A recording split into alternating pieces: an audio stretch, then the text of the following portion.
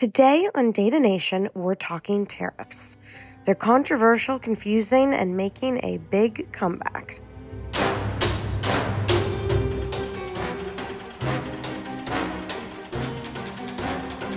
Tariffs are really at the forefront of American news. But what do they actually do? Are they protecting American jobs or just driving up prices? Are they smart economic policies or just utilized as political strategies? To help us sort it out, we're joined by top economist Dave Donaldson, professor at MIT, to unpack the hidden forces behind tariff decisions, what they really mean for the economy, and ultimately find out how to successfully leverage tariff policies for the good of the American people. I'm Liberty Vittert, professor at Washington University in St. Louis, and my co-host is Munzer Datley, professor at MIT. This episode is all about power, policy, and the price we pay. Let's get into it. So, Dave, according to this study from Pew Research, it said that 59% of Americans disagree with Trump's increase on tariffs, which have obviously been in the news and been a big discussion recently. But why is it that Americans are hesitant about tariffs? And, should Americans be concerned, or are there times where these tariffs can be beneficial? I think Americans are right to be concerned about tariffs, both now and when it's been discussed in the past. The basic idea of tariffs is they're a tax. They're sort of a peculiar tax that's a tax on one particular thing, which is a tax on importing. And we all import. I mean, much of what we buy and consume and enjoy is an import from abroad. And Americans kind of, I think, are right not to want to pay taxes on those things, all else equal. Now, of course, like all taxes, there are some people who on net end up benefiting from the fact that we might be taxing others. So, for example, if you were considering a tax within the United States based where I am in Massachusetts, but a tax on stuff from Vermont, I'm sure that would be good for some firms, some producers, some workers in Massachusetts. But on net, the state of Massachusetts and the state of Vermont kind of wouldn't agree to that. And it's really no different when we consider countries, I think. So I think this is interesting. And when you think about the last 7 decades of the US policy with international countries and so forth, and you look at, and Trump constantly says, oh, we're subsidizing this, we're subsidizing that. You look at the unilateral relationships, they're asymmetric. And the US has subsidized a lot of things in different countries in the past and so forth. And yet we are the largest economy in the world. And somehow it seems that particular approach has other externalities that we benefited from. And so the question is, does it make any sense to take one relationship at a time and say, look, well, here's a trade deficit, and now we want to change that particular formula and then take another one, given that this is an interconnected global phenomenon?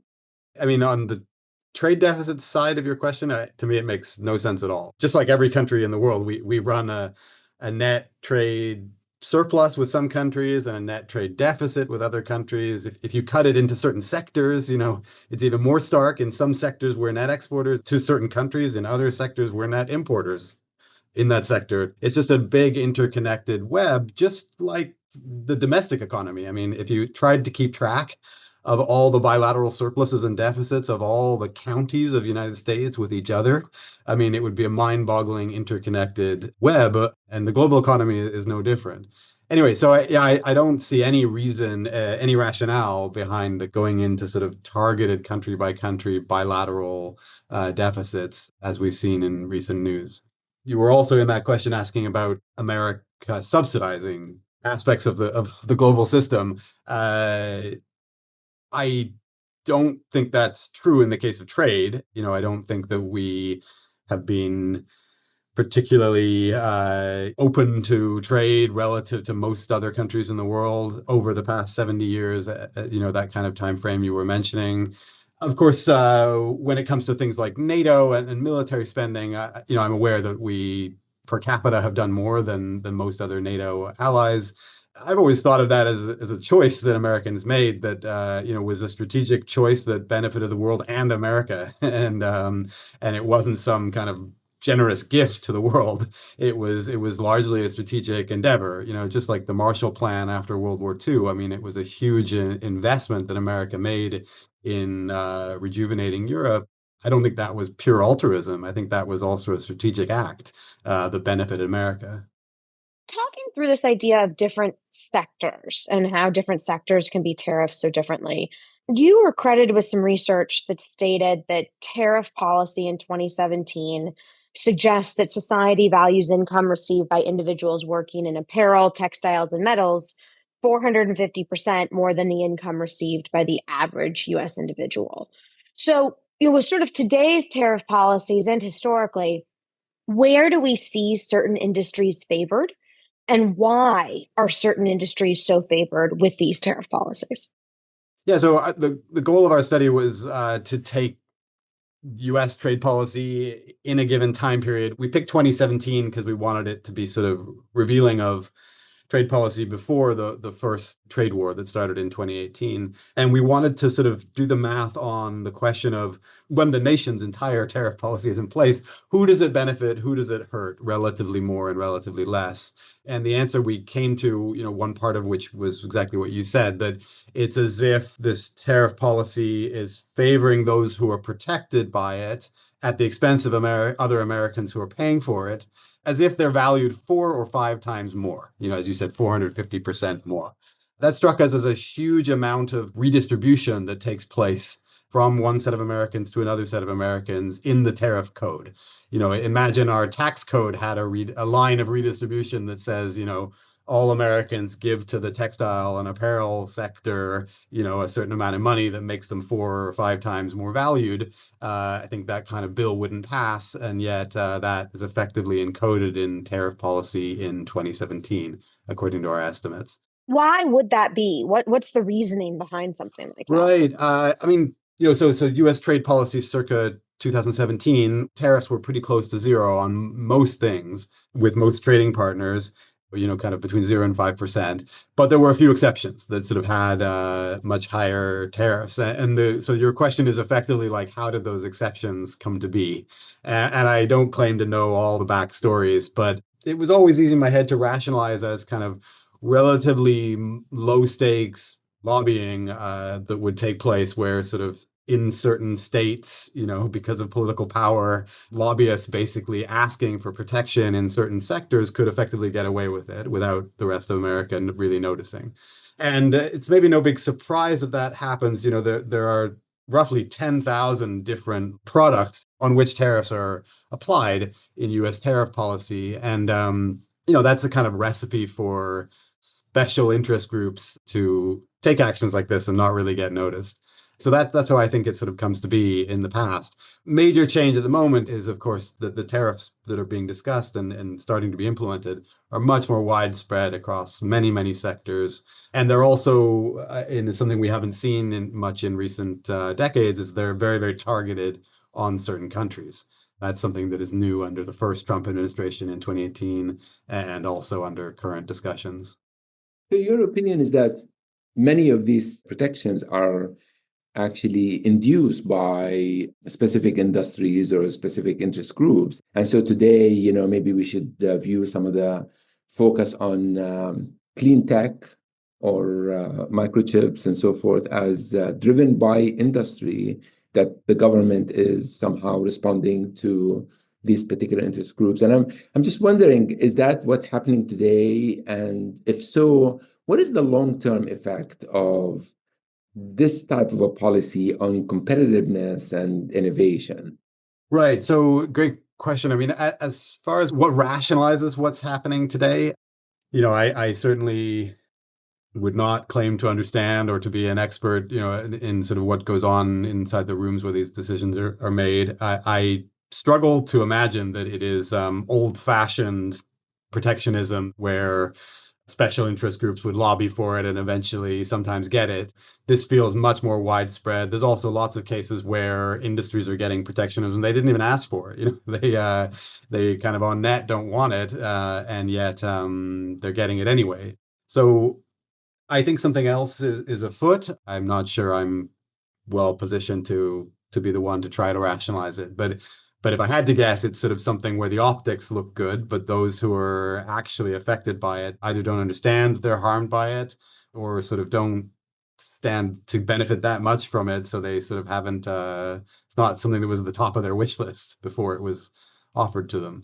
Anyway, that's just my pet theory about this. The sort of acting tough on China is, it makes good headlines, but even if it harms America. Talking about China and sort of being tough on China, certainly the U.S. China relationship with tariffs has been the most discussed, most talked about, most contentious, or at least seems to be. Is there any benefit to it? I mean, obviously, there's going to be pain in the short term for Americans, but is there any long-term benefit? Um, I think my own personal read of the evidence and is that it would be hard to point to benefits that I mean, again, like I said at the start, a change in tax policy of any form will always benefit some Americans. That so a change in the tariff policy will benefit some, but it'll harm more than it benefits, and that's my belief on tariffs vis-a-vis China. I should clarify one thing, which is that, whenever I'm talking about a country raising its tariffs, I am very much dealing with the real world where the foreign country will retaliate. So I think you can tell stories, particularly for large countries, like the United States, potentially benefiting from raising a tariff from a small level to a kind of medium level, not the really high levels we've seen discussed lately, but say a sort of medium sort of scale level like 25 or 30%, and benefiting from that if the foreign country doesn't retaliate. But of course, foreign countries retaliate. So I don't find that a very useful thought experiment. But I mean, to me, the one argument that maybe has some merit to it is something like national security, that if you really thought you were dealing with a military adversary or potential adversary, that you might want to make sure that some key military technology or production is preserved at home and also inhibited in your kind of adversary country. And I could imagine that, one way to preserve stuff at home, one way to build and promote things at home, the best way to do those things is not tariffs. It's to just subsidize the stuff at home. But you could also, I think, imagine some scenarios where you would kind of deliberately want to avoid a military adversary having access to your exports of certain goods, certain strategic military kind of grade technology goods. But of course, that's export controls, not import controls. So the US does, of course, have an export control policy in place, for strategic items and technologies and intellectual property.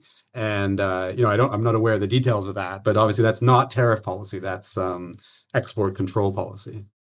Yeah, so as a controls systems person, I have to say that it is a multi-lever system, and there are many things that the government can do. Tariff policy is one, as you said, export policies another, local investment and subsidies are another thing. And you're right, I think what you're saying is that it's a combination of many things that require careful analysis and careful modeling to understand how you apply all of these things and change them over time, right? So, I mean, this is great to think about. This is not what we see now. We see a lot of tariff policy, which is quite random. And there's a lot of struggle to try to articulate, this exact thing that you're trying to explain, which is, what is the benefit, what is the damage, and all of that.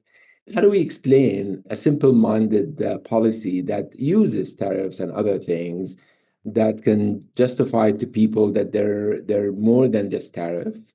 That there are other things that you can do. Some of them might be tariffs. So tariff could be applied for a certain period of time, but to sort of indicate that there are more economic policies that have to be put in place as opposed to just this unilateral sort of kind of exercises.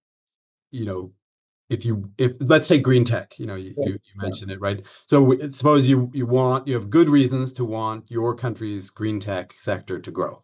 It's an activity that we think is innovative, and we think that innovation is the type of activity that, left to their own devices, firms might not do enough of for the society's sake because of the knowledge kind of capture problem, that there's always knowledge spillovers emitting from innovative activities. Or, of course, there could be environmental, climate change related reasons to want to subsidize green tech.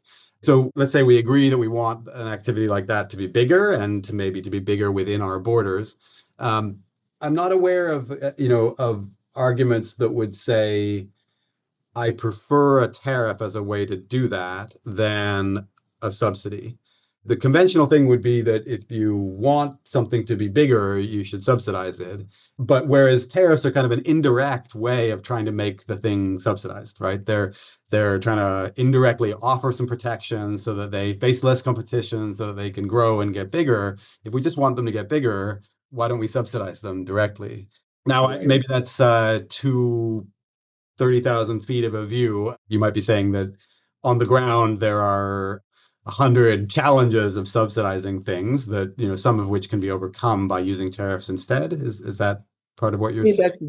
that's I think it's a good example, and I do think that maybe we can take a little bit of the perspective of the consumer, right? And so, this is an example where potentially there is a local industry that you're subsidizing. Some of the things that we're having, that we're importing, we don't have a local industry, and we're hoping for a development over time. So there's a time scale issue.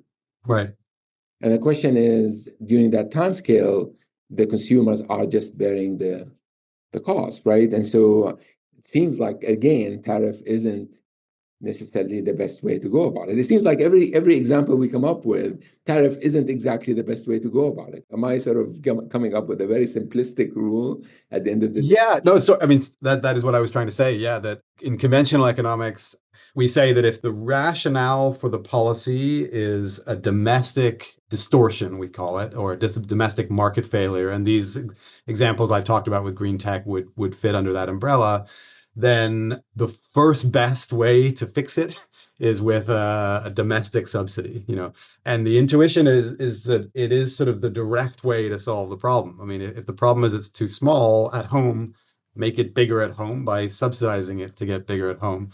So some people tell stories that, well, that's all true in theory, but that in practice, when you actually try to sort of subsidize and pick who you're going to subsidize, that then it gets challenging and prone to political capture and things. And that tariffs might have some, this is very fuzzy, but might have some better targeting principles, that sort of just simply removing foreign competition, but inside the domestic economy, not picking which guys get subsidized domestically, might have some attractive properties. That might be true, but there's absolutely no kind of compelling evidence that is a hard fact of economic life. It's more of a speculation. Complexity of tariffs for me is also defining what is a foreign product.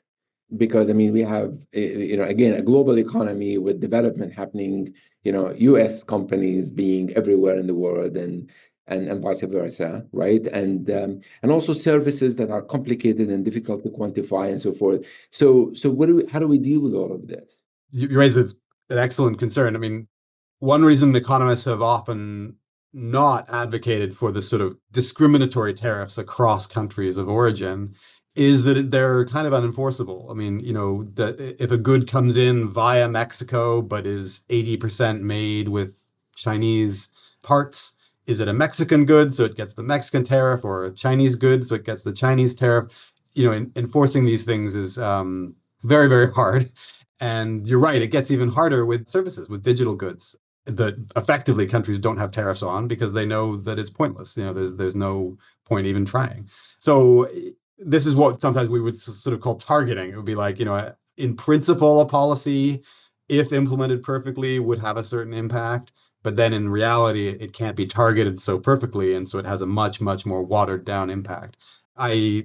A couple minutes ago, raised the issue of the challenges of targeting subsidies. I mean, I think you're absolutely right to point out that the challenges of targeting tariffs, are just as severe and might even be worse because of the complexities of the global economy and the fact that at least domestically, you kind of have sovereignty, you have oversight, whereas enforcing the act of enforcement abroad is very hard for countries to even countenance. Yeah, It's sounding like you're almost saying, correct me if I'm wrong, that there's no good tariff, like that there's no good that doesn't exist. Is there any time? I mean, could you make any argument for when there is a good time to have a tariff? So a great case where, a tariff can be justified, I think, is when there's a sort of sudden change in the economic environment. And these things often involve very micro details. So, imagine you're a domestic producer of a given product, and suddenly there's an influx of foreign competition. When I say suddenly, I mean like within the space of a year or two. In that case, you could imagine that domestic industry, that domestic company, faces this kind of sudden shock that effectively, if they don't get protectionism fast, they're going to not be able to cope with it and just have to sort of fold, or have to dramatically reduce scale or something. Whereas if they sort of had more time to adjust, you might imagine it might not be so bad. So in those kinds of situations of sort of sudden responses or emergency tariffs, you might almost think about them. Then I could sort of see a rationale. Notice they would be temporary, though. They would be a temporary pause on a problem that requires a longer term solution that wouldn't be tariffs. Those sorts of systems, those sort of safeguards we call them, are already in place in global tariff policy. So that the World Trade Organization, this multilateral organization that up till 2018 was working well at enacting and enforcing global trade agreements, always had this kind of safeguard clause in it, which was that if a country could argue that there was a sudden change in their kind of competitive environment, sudden change in the amount of imports, then they were entitled to raise tariffs temporarily. Effectively, it's like saying we want the tariff code to kind of have insurance inside it, so that like if there was a sudden event, you'd have the ability to react suddenly and temporarily to sort of provide insurance. So more so like a corrective mechanism rather than a sort of a long-term plan, right? Is the way you think about it. Yeah, absolutely. And it relates to, I think some people might offer the following argument that would say, well, the last 25 years or 30 years have seen a 30-year inflow of goods from China, that was pretty big and pretty sudden. I mean, it's not on the scale of a 1-year shock. It's more of a scale of a long rise, sort of still growing, 30-year shock. But the sort of because of that, we should now raise tariffs. But that's kind of not the sort of emergency response sort of tariff I have in mind. If that shock had happened all at once, then I'd be in favor of kind of in the short run an emergency reaction that helps kind of shield the short run pain from people who have to compete with that influx of imports. But this was a pretty slow burn in the grand scheme of the types of sudden shocks I'm talking about. So I don't really see that argument in the case of the China event. I have one question that I'm sort of trying to figure out how to phrase, and that is an issue where other countries, potentially China or other, can take advantage of the situation that we're in right now. So we were in some equilibrium, right? And good and bad, but it was an equilibrium that was actually working for us. And now we're making these drastic tariffs that many countries are retaliating, to your point. And now can a country like China or Japan or Korea and whatever, who have some products to sell, find that there is an expanding market for them and begin to sort of come into that market and take over and slowly, in the long run, actually impacting our export. Could there be a potential even more danger out of this in terms of losing market share? Well, I mean, yes, it's a bit subtle, but trade economists tend to believe that once you give an economy kind of reasonable amount of time to adjust, like let's say sort of 3, 4, 5 years, then any event that sort of harms their imports will cause kind of a roughly equal and negative effect on that country's exports. Now, this is quite subtle because you might think, imports and exports are disconnected, but there are reasons to believe that this is true, and it's been true throughout history, and there's reasons to think that it's a pretty undeniable force. So yeah, I mean, I think that if the United States imposes large tariffs on its imports, then even holding retaliation constant, there will be a reduction in exports. There'll be even further reduction in exports when foreign countries retaliate. Yeah, so this kind of force you're talking about it's certainly there. You may have been referring to sort of maybe another mechanism that might involve something like geopolitical power or something, right? Whereby Chinese exports to Africa might grow as a result of changes in geopolitical alignment. That wouldn't surprise me if we see that in the next 5 years or so, irrespective of the force I just talked about, or irrespective of actual tariff changes between the United States and any given African nation. I could imagine that this event has kind of been good for Chinese geopolitical power, and so it might be, in some sense, good for China's exports to Africa, which could harm American market share in Africa. And of course, it's tied up in other aspects of foreign policy too. For example, aid policy and other forms of foreign investment that is being curtailed. I worry about that too. Yeah. That's quite interesting.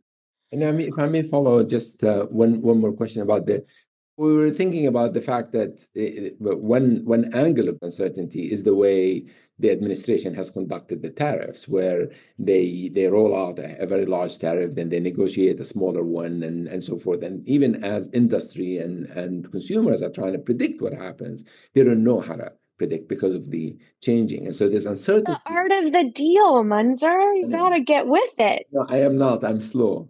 And so the question is, this uncertainty probably causes repercussion that is actually kind of stays in the system and causes other problems. What kind of uncertainty do you see, and what is the downside of it? Yeah, this is a critical point. The old rules of policymaking were always that, the golden rule is whatever you do, make sure you kind of consult widely, then make up your mind, then announce you're going to do it, announce what you're going to do, and stick to it, and finally give people a lot of heads up time, a lot of warning that this is going to change. And the shocking thing about the recent changes in tariff policy is just how opposite to that scenario they are. They're changing every week. They're extremely uncertain. There are side tweets and side comments being made left and right. And yeah, I would shudder to think what any business has to go through when they're trying to sort of forecast what will be true 2 or 3, 4 quarters from now. Do I want to make that investment or not? We usually think this has a paralyzing effect on firms. They take a sort of wait and see kind of attitude instead of making investments. Actually, a great case study of this happened. There's a wonderful paper by two economists, Justin Pierce and Peter Schott, looking at the curious case of 2001, where China joined the WTO. And most people kind of forget that the fact of the matter was that US tariff policy on China did not budge in 2001. That is to say, the US was charging WTO member rates on China even prior to them joining the WTO. But the thing is, this was kind of an annual deal that was being always renegotiated in Congress every year. And then in 2001, once they were part of the WTO, it became permanent, or at least till 2018 permanent. So anyway, the amazing thing is that just this change in certainty. So it went from being kind of annually uncertain to being now kind of effectively permanent in 2001. That is what, according to this analysis I was referring to, that is what caused the big change in behavior in things like imports and investment and hiring and things. So in other words, it wasn't the change in the tariffs that mattered, it was the change in the uncertainty that really mattered. And so now that's a kind of completely different type of uncertainty than we've seen in recent events, but it's a good reminder that uncertainty is a huge force in today's modern economy.